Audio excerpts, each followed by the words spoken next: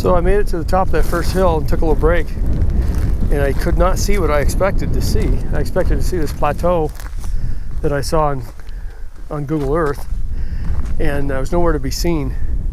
And so I dug out my compass for the first time I've ever needed it in the Terry Badlands, because you can usually see a landmark. You can see different landmarks and usually find your way around pretty well, but I'm trying to find a particular plateau in the midst of hundreds and hundreds of plateaus and ridges and valleys and stuff. So that's the plan. We're going to make that ridge over there with the trees on it, that plateau. I'm hoping that's the right place. Won't know until I explore it. So I'm walking along here trying to make it over to that timbered plateau right there. And the thing about the Terry Badlands is that the coulees kind of run in any old direction. They don't go an easy walk over to that plateau, and I hope that's the right one with the teepee rings on it, what looks like teepee rings. And then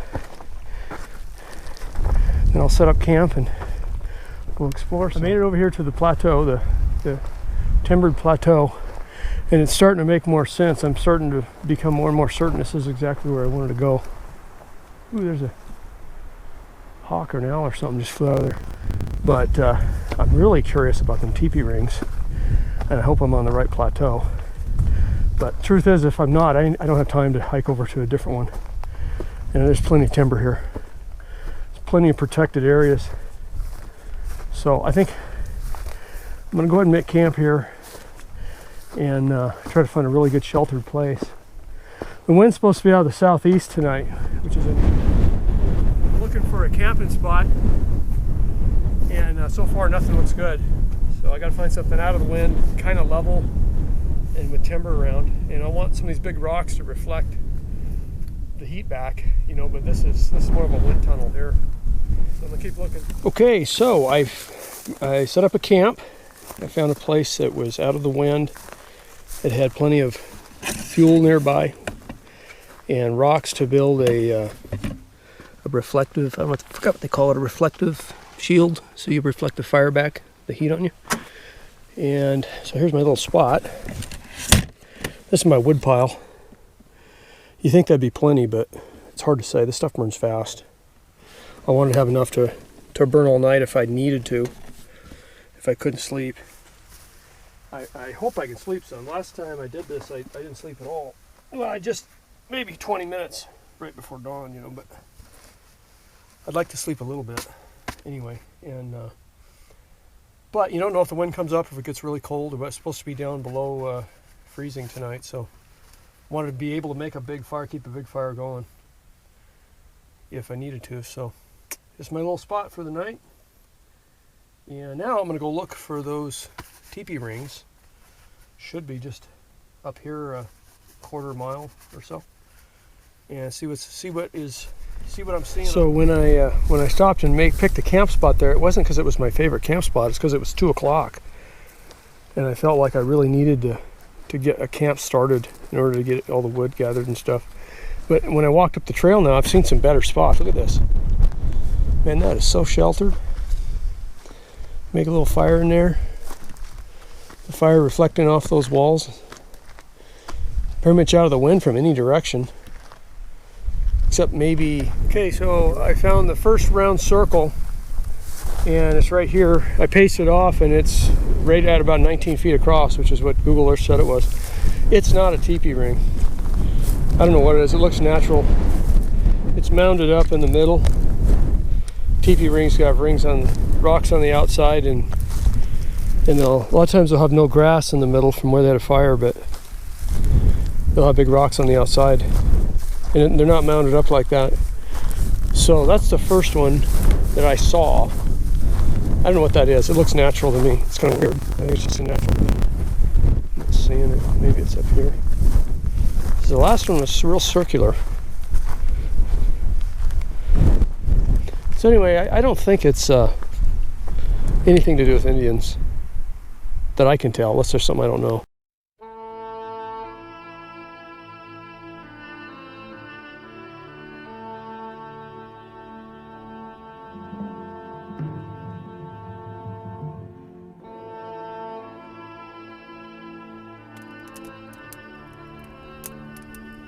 I got the campfire going, and my reflecting wall works really good. This really keeps me warm. It's just a small fire. I made it bigger just so the camera could see better, but I've been running a really small fire, and it reflects back really good. I wish I'd have put the wall back another foot, because it's almost too hot unless it's really, really small. So what I'm going to do now is I'm going to read a story, and you don't want to miss this, because the first time I read this, I was sitting in my living room with the lamp on, and it scared the crap out of me. So I imagine it'll be quite more interesting reading in front of a campfire in the wilderness. It's called Ghost Bushman Hill. And this is a true story written by John Pandoro Taylor. Okay, so John Taylor was a professional elephant hunter. He was an ivory hunter. He hunted for the money he could get for the tusks back in the 1920s and 30s and 40s and 50s. And so that kind of sets the setting for this story. I'm just going to read it. Okay, Chapter 8, Ghost Bushman Hill. There's a big hill on the southern Rhodesia side, not too far from the border with PEA. A good day's walk from the Zambezi. The locals call it, what shall I say, Ghost Bushman Hill. That'll do. It's not its real name. I've got its real name and its exact location well tucked away. I last saw it 30 years ago, but I'm going back one day and have a real look at it, something I was unable to do the last time I was there. I had not been in Africa long, and at that time I had not yet learnt to what extent Africa's life is ruled by witchcraft. So I'll admit I didn't pay too much attention when I told my men I'd like to go and have a look at it. Even from a distance, it struck me as a likely place for big tuskers. But all my men warned me of dire consequences. I was poaching on the Portuguese side at the time. Occasionally, when the need to lose myself for a while arose, I would slip across the border into southern Rhodesia. Now all my fellows at the time, except one, were Sinas from down on the Zambezi. They had all said that they were quite prepared to hunt around it, but they were not prepared to climb it. The odd man out, a bright young fellow by the name of Chitali, came from the Naziland border way up to the north, and had only recently joined us. I gave him the job of kitchen hand and personal assistant, which meant he carried the three-legged cooking pot and my blankets. Apart from my rifles, I didn't travel with much else. But he was the only member of my followers who came with me to southern Rhodesia, who did not seem concerned with the legend about this hill.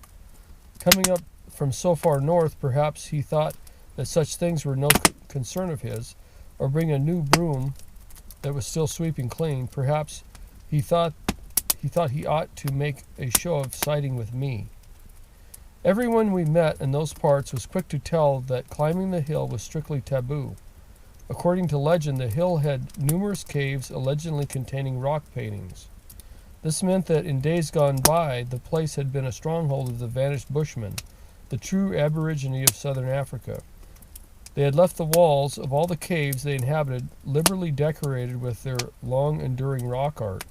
These Bushmen lived all over southern Africa, but were routed by the Bantu when they came south. What was left of them went to live in the Kalahari Desert. It seems, however, that when the Bushmen were routed, they left their presence behind in the form of evil spirits, and great harm would befall anyone who ventured there. Only once within living memory had this taboo been broken. The story of this misfortune was told to me many times. It seems a party of native hunters, an elderly man with 4 of his grown sons, had come upriver to hunt elephant. They had with them a muzzle loader, and they camped on the spring where it ran out at the foot of the hill. They found considerable sign of elephant movement going up and down the hill. They knew the big bulls were spending their days up there, only coming down at night. But they also knew the legend and were disinclined to follow them. They preferred to wait it out at the foot of the hill, hoping to catch them when they came down.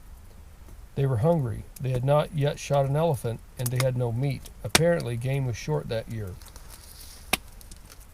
But one early morning, an eland bull came down to drink at the stream that ran into the veld from the spring that came down the side of the hill. The old man shot at it, hitting it quite hard, but the eland ran off up the hill. It was leaving a fair blood spoor, and the old man thought he would not have to follow far to recover it. Not wanting to expose his sons to the evil spirits up the hill, he bade them go back to their camp and wait for him. Then he called his dog and set off after it. I can't imagine a dog ever being in a place like that. The tsetse were the worst I'd ever experienced, so I could not have survived it long, but there it is. That is how the story goes. Perhaps there had been a bad drought. The buffalo herds had grazed the place flat and pushed off, taking the fly along with them. Whatever, only the dog came back. The 4 sons found it cowering outside their camp the following morning in a highly nervous state, although there was not a mark on it. Of course, the sons had all been awake the entire night, wondering what had happened to their father. The 2 oldest decided they must follow the spoor to find out, agreeing only to go a certain way. They called the dog, hoping it might lead them to their father, but whatever it was that had frightened it proved too much, and it refused to follow. The 2 sons went off, and they never came back. The younger 2 waited for several days before making their way back to their home with the horrifying news. I must admit I paid little heed to the story, and African stories have a way of getting exaggerated, and every untimely human death is always attributed to witchcraft. I wasn't going to be put off on that account. We arrived at the foot of the hill and made our camp on the stream where it ran at the bottom. I was gratified to find fresh spoor all around it, but all of it was leading upward, which proved they only came down at night. I liked what I saw. I had the idea the area around here had not been disturbed for several years. Therefore, I could look forward to collecting a good supply of ivory. There was plenty of other game sign all around as well. In fact, we had no difficulty finding the stream simply because the number of game trails that all led toward it. We had our evening meal, and then I told my lads to prepare for an early start. We were going to climb the hill, I told them, but all I received from them was a line of impassive stares. I did not fancy going up the hill alone, although I was quite prepared to do. Even a small accident like a sprained ankle could prove fatal if I could not get down and my men refused to come up to look for me. They would have naturally thought the evil spirits had got to me, so there was nothing they could do about it. I offered young Chachali a good bonus on every elephant we shot. This made him forget his fear and agreed to come along. I was quite sure that when we came down, again unscathed, that the rest of the crew would follow us up the next day. We took only some dried meat with us in a knapsack, both of us having had a substantial early breakfast. Since I intended to follow the spring, there was no need to laden ourselves with carrying water. The sun was not yet up when we departed. I told my men not to expect us back much before dark. And so we sweated and puffed our way to the top, which we did not reach until early afternoon. I knew we could not linger, but linger we did. I have never been in a more fantastic place. I did not find the top of the hill to be a plateau, as it appeared to be from below, but it was a round basin, like the maw of an extinct volcano, which indeed I am quite sure it was. The basin acted as a catchment, so the rainwater sank down instead of running off the sides, and the rim allowed me to gaze across the top of the tangled canopy of the jungle. The numerous trails leading into it convinced me this was indeed a natural refuge of the elephant.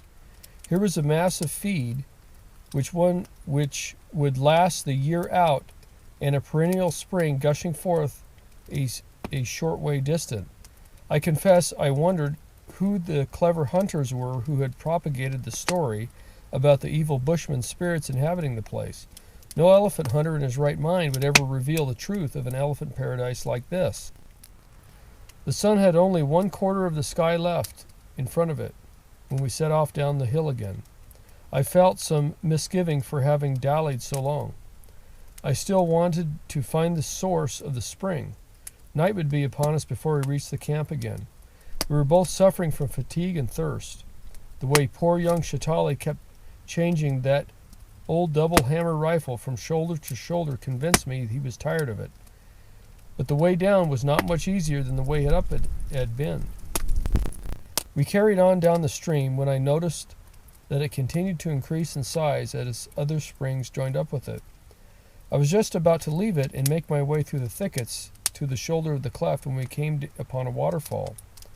There was a large, level, and perfectly flat shelf of rock covering the entire bottom of the watercourse, curving gently down toward a rounded lip over which the water spread out evenly and fell in a thin veil, covering what appeared to be a hollow behind. I clambered down to find the hollow behind the veil was actually a small cave. Putting down my rifle, I ducked through the spray of water and went inside. The gloom which I found myself took me back in time. The walls were smooth stone, covering every inch. The exposed surface was the most splendid exhibition of Bushman rock painting that I have ever seen. In my time, I have discovered and seen a fair amount.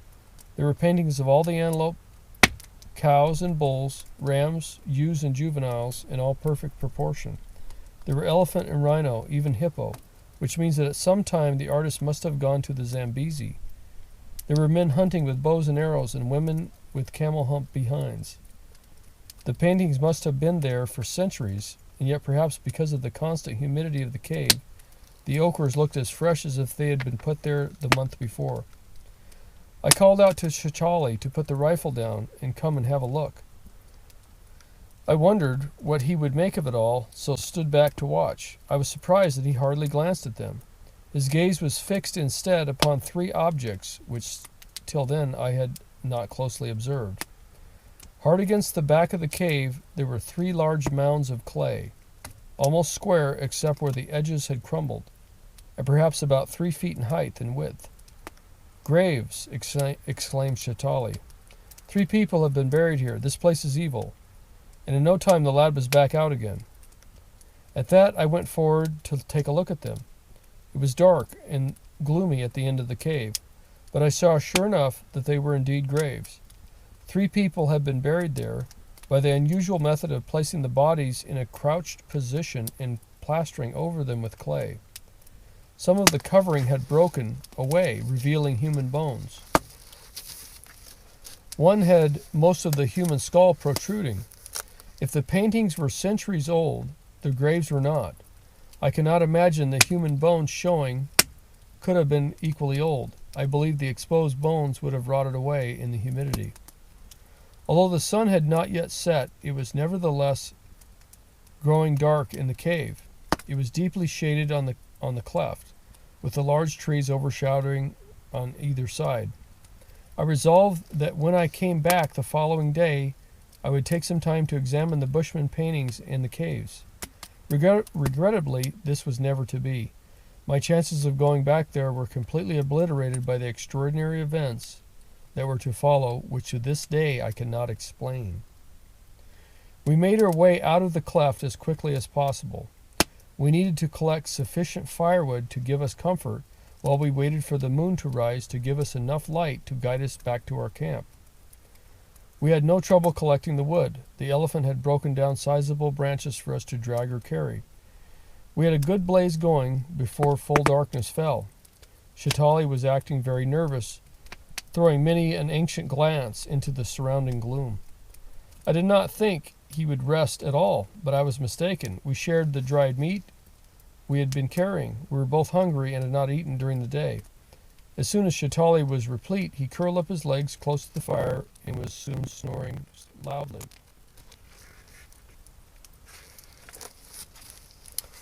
I knocked out my pipe. It had long gone cold. My calico Meglisburg tobacco pouch was nearly empty, so I opened the top and placed the bowl of my pipe inside it and pulled the string tight. I knew better than to leave a pipe in my pocket when about to lie down. If I dozed off and rolled over, the stem would break. Then I got up and walked to a leafy bush that was some 6 feet in height and was just crossed the clearing where we had built our fire. I hung the tobacco pouch near the top of a twig, reminding myself to collect it before we left. Then I pulled the branches up in the fire to get a hot blaze going and lay down on the opposite of the sleeping Shatali. I gotta boost my fire real quick here before it goes out completely. Suddenly I felt I was being watched. Living in the bush, where there is always danger, had sharpened my perception. I always had a strong premonition, a sixth sense when danger was at hand, which I have always instantly acted upon. But this was not the same thing. This was the little prickle you get when sitting quietly and suddenly become aware that a stranger behind you is staring at you. Slowly, I brought up my hand and pushed back my helmet and received a jolt. I was quite sure I had not been asleep, and yet the fire, which was blazing merrily, had now died right down. The wood on the hillside was a soft variety that burnt down quickly without leaving a bed of coals, and the moon, which a short time before had been just above the horizon, was almost nearly vertically above. I lay for some moments without moving. I had no fear, but the strong feeling that I was being watched persisted. My rifle lay comfortably against my side, the muzzle upon a piece of wood pointing past my feet. All I would need to do was grasp it and snap off the safety catch. I moved my head slightly so I could see the bush where I had hung my pipe and tobacco bag, only to receive a second jolt, which was considerably greater than the first. Below the lower branches of the bush, I could clearly see the lower portions of a pair of human legs.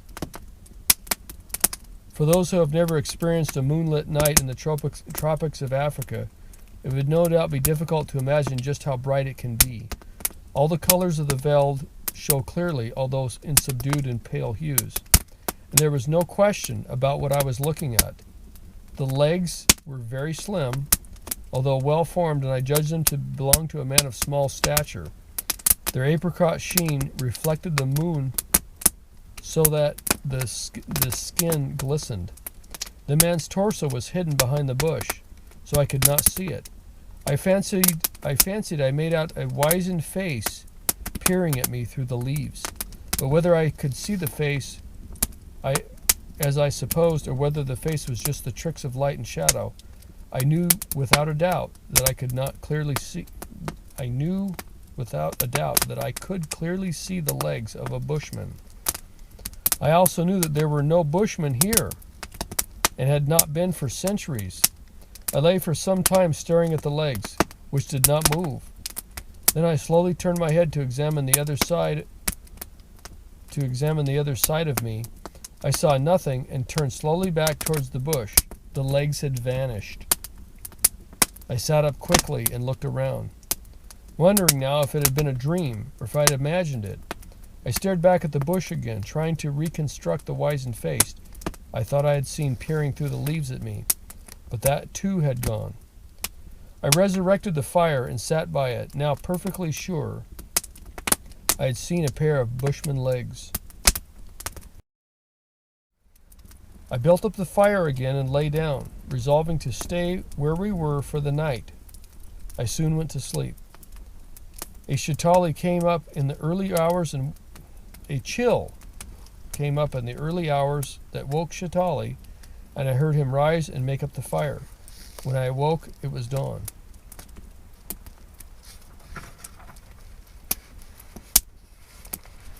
There was still a walk of a good few hours down the hill ahead of us.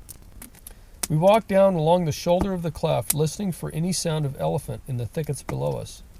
And close to the bottom of the hill, the cleft widened into a shallow depression. Here, the heavy forest Here the heavy forest and thick undergrowth thinned out. We left the shoulder and walked in toward the stream, thinking we might chance on an elephant. I confess I was not paying much attention to the hunt. I was thinking about the cave behind the waterfall with its rock paintings and the 3 graves and the events of the night before. I had by now, in the light of day, persuaded myself that my imagination had been playing a trick. While my mind stayed upon these thoughts, I happened to glance at the rifle Shatali was carrying, muzzle foremost upon his shoulder, a pace or two in front of me. He was carrying the old double hammer 500, and much to my surprise, I saw the hammer on the right side was at full cock. I reached forward and tapped the butt of the rifle, which made Shatali stop and look around, and I pointed to the offending hammer. "Did you feel it cock?" I asked. I had never experienced this before, but he concluded that a creeper must have snagged the hammer as he walked by, bringing it into the full cock position. This would have required considerable pull, and I could not imagine Shatali not having felt it. Shatali looked surprised and shook his head while I took the rifle and lowered the hammer. I reminded him that it was loaded and admonished him to be more careful. I gave the rifle back to him and went on.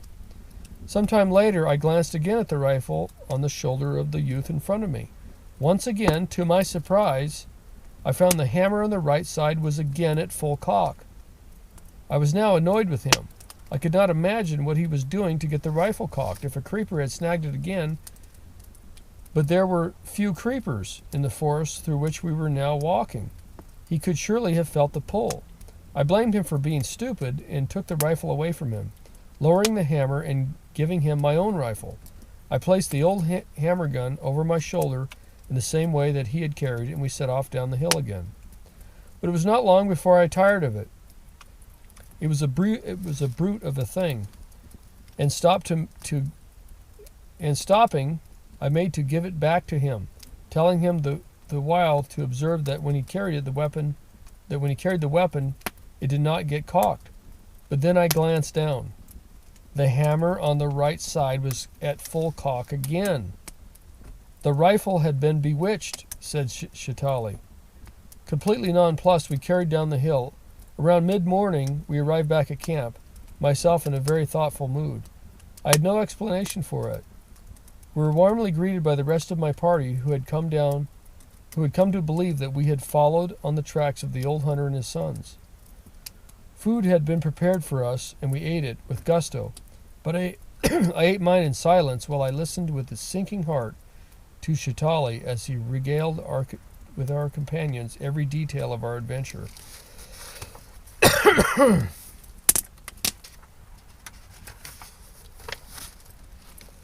There seemed no point in trying to deny that we had been bewitched.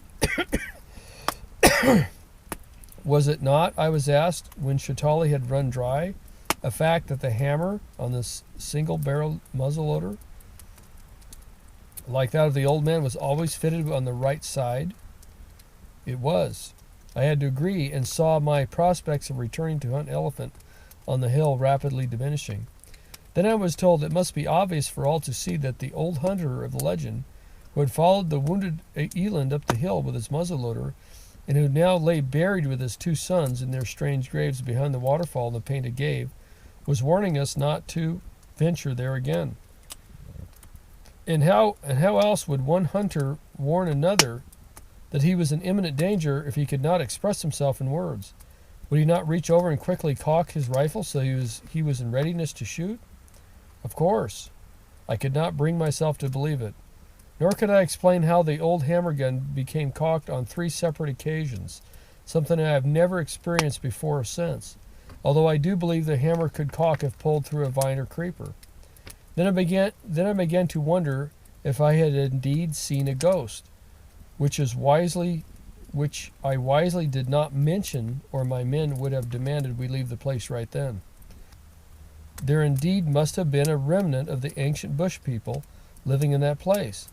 Was it just a bushman's spirit who enjoyed the odd pipe full of Megalisburg? Perhaps it was the old hunter of legend who cocked the old hammer gun after all. And that is the story of Ghost Bushman Hill on this dark night in front of a campfire. Okay, so it is 6:14 a.m. March 19th, and it is 28 degrees. It got down to 23 last night, but it's back up to 28 now.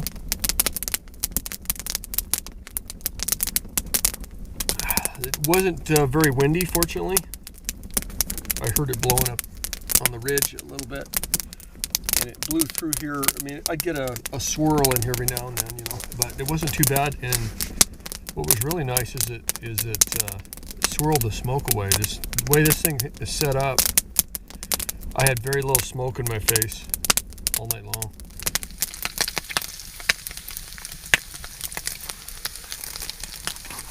So I'm frying some bacon up this morning, and as soon as that's done, I'm gonna fry up a duck egg. I brought a duck egg from home, and have a little omelet. So I am packed up and walking out of my camp area to start my trek back to the truck, and we'll just see if we can find anything interesting. It's too bad those teepee rings turned out to be something natural, but there's other things to find out here. The scenery, especially in the morning like this, is really pretty. And this plateau is way more majestic than I expected. Looking at it on Google Earth. But I'm going to walk over here and just take a slow panoramic shot of the view up here. It's really cool. Temperature is up to about 30, 31. Very, very light breeze. It's pretty comfortable. So that's what it looks like out here this morning.